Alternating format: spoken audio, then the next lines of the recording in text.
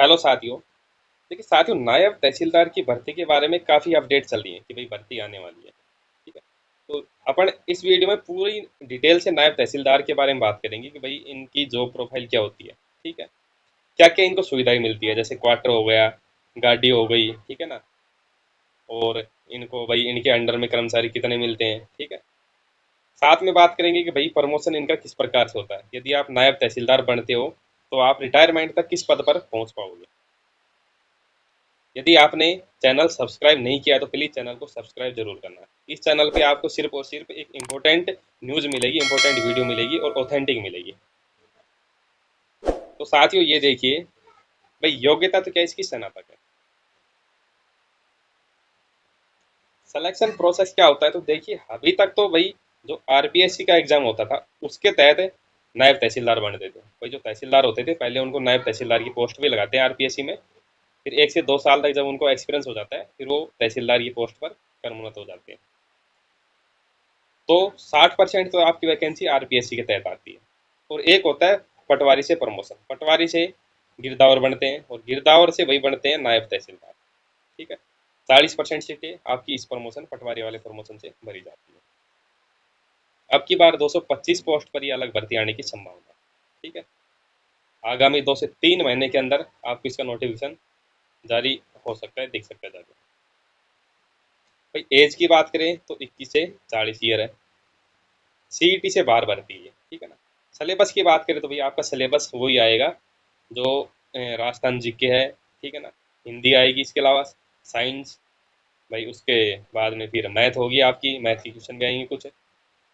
और साथ में इंडिया जीके तो आपके सिलेबस में ही आएगी। सिलेबस के बारे में पूरा डिटेल्स में एक नेक्स्ट वीडियो लेके आऊँगा, उसमें बताऊंगा। अब अपन देखते हैं भाई इसकी सैलरी के बारे में। नायब तहसीलदार 4200 ग्रेड पे यानी लेवल 11 के अंदर आते हैं। यानी आप ये मान लो कि जो सेकंड ग्रेड टीचर होता है उसके समान इनकी सैलरी होती है। लेकिन हाँ, अंतर दिन रात का होता है पावर में। पे बैंड की बात करें तो भाई 9300 से 34,800 की है। ठीक है ना। 2 साल तक इनका प्रोबेशन पीरियड चलता है, तब इनकी फिक्स सैलरी होती है 26,500 रुपये। अब देखिए अभी ओल्ड पेंशन स्कीम ही चल रही है। अभी एनपीएस देखिए, अभी नई सरकार आई है तो ओपीएस को हटाने की बात कर रही है। उन्होंने हटाया नहीं है भाई, ये लोकसभा चुनाव हुआ है 4 तारीख को। तो अब धीरे धीरे आप देखते हैं भाई, महीने 2 महीने में इसकी सूचना मिल जाएगी कि जो ओल्ड पेंशन स्कीम वो रहेगा या फिर हटेगा। सरकार तो अभी इसके लिए ओपीएस और एनपीएस को मिला के जीपीएस लेके आ रही है। General pension fund, general pension scheme है वो लेके आ रही है। आपके जीपीएफ में 2100 रुपये कटेंगे। आरजीएचएस जो राजस्थान गवर्नमेंट हेल्थ स्कीम है उसमें 440 रुपये कटेंगे। 2 साल तक आपको फिक्स सैलरी मिलेगी 23,960 रुपये। इसके अलावा आपको कोई और अलाउंस नहीं मिलेंगे। ठीक है ना। और ध्यान रखना, जब आपका फिक्सेशन पीरियड है 2 साल तक, तब आपको सीएल भी नहीं मिलेंगी, छुट्टी कैजुअल लीव। हाँ आपको, सॉरी, आपको पीएल नहीं मिलेंगी 2 साल तक। जो आपकी उपार्जित अवकाश है ना, वो नहीं मिलेंगे 30 आपको। 2 साल तक आपको ओनली 15 सीएल मिलेगी बस। 1 साल की 15। जब आपका प्रोबेशन कंप्लीट हो जाता है तब आपका फिक्सेशन हो जाएगा लेवल 11 में। बेसिक सैलरी आपकी हो जाएगी 37,800। अब देखिए डीए चल रहा है अभी 50%, जनवरी 2024 का जो बढ़ा है। एचआरए 9% मिलेगा आपको और 18% मिलेगा। भाई 9% तो मिलेगा जो जेड कैटेगरी की सिटी है, और 18% मिलेगा जो वाई कैटेगरी सिटी यानी जयपुर है, जोधपुर है, बीकानेर है, अजमेर है, कोटा। ठीक है ना। यहाँ पे आपको एचआरए 18% मिलेगा। साथ में जो ये वाई कैटेगरी सिटी है इनमें आपको अलाउंस और मिलेगा, सिटी अलाउंस। तो जयपुर में तो ये मिलता है 1,000 रुपये। और जोधपुर, बीकानेर, अजमेर, कोटा यहाँ पे आपको 750-800 रुपये के लगभग मिलते हैं। ठीक है।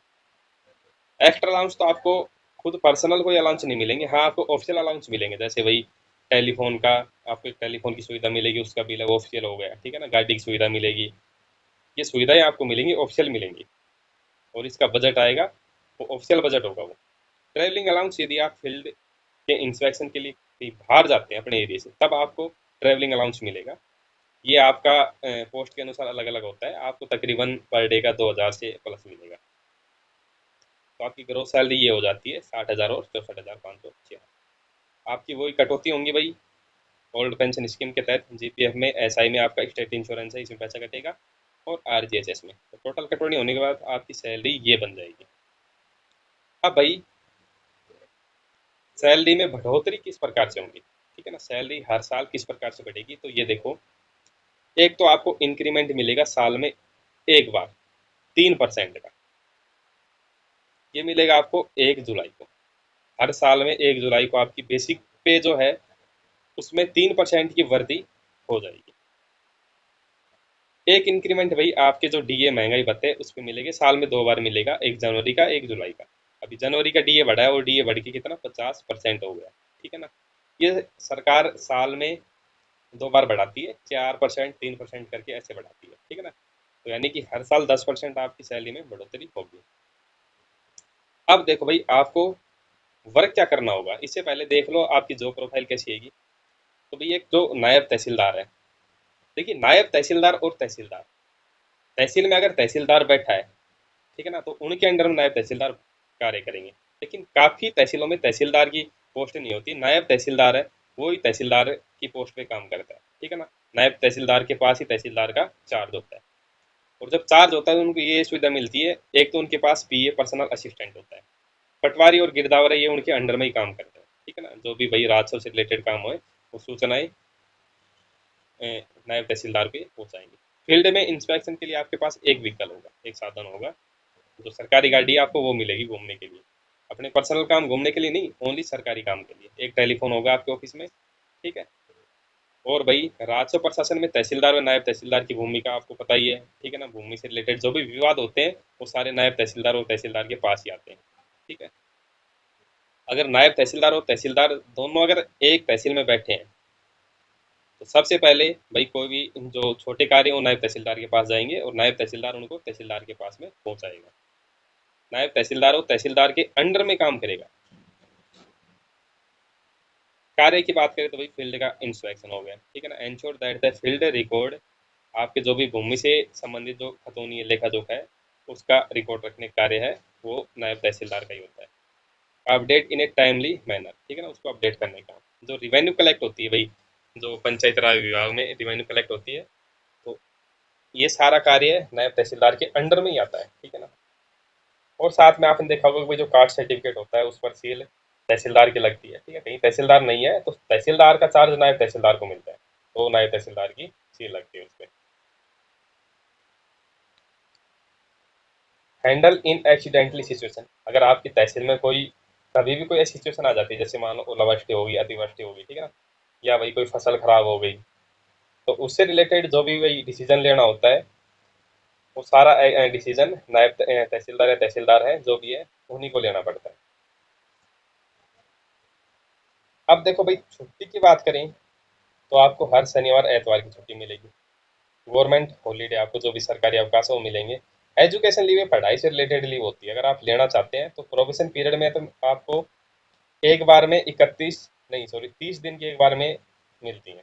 अगर 30 दिन से आप ज़्यादा लेते हैं तो उतना ही आपका प्रोबेशन पीरियड आगे बढ़ जाता है, ठीक है।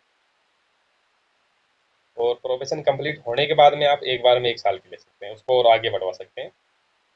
ये एजुकेशन लीव विदाउट पे होती है, इसमें आपको सैलरी नहीं मिलती है।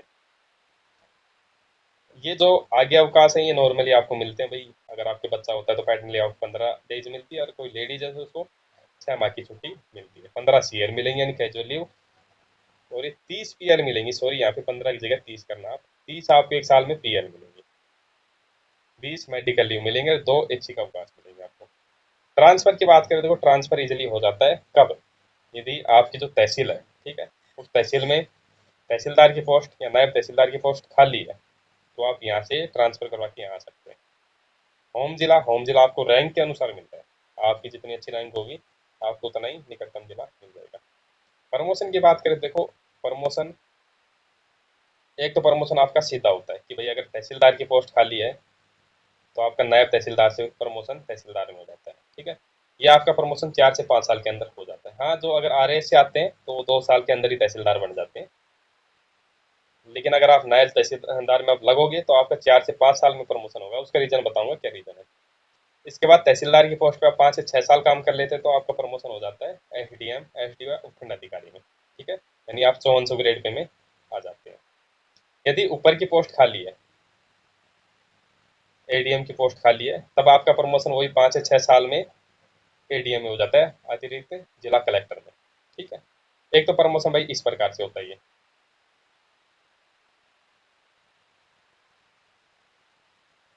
एक तो प्रमोशन ये इस प्रकार से होता है। दूसरा, भाई मान लो कि ऊपर की सीट खाली नहीं है, तब भी आपका प्रमोशन होगा, लेकिन तब किस प्रकार से होगा, तब आपको एसीपी लगेगी। कौन सी? 9, 18, 27 ईयर वाली। ठीक है, यानी जब आप 9 साल तक नायब तहसीलदार की पोस्ट पे काम कर लेते हैं, तब 9 साल बाद आपका तहसीलदार की पोस्ट पे ऑटोमेटिक प्रमोशन हो जाएगा। यानी रहेंगे आप नायब तहसीलदार, लेकिन सैलरी आपको तहसीलदार की पोस्ट की मिलेगी। लेकिन साथियों, ऐसी कोई सिचुएशन आती नहीं है। ठीक है, 5 से 6 साल में आपका प्रमोशन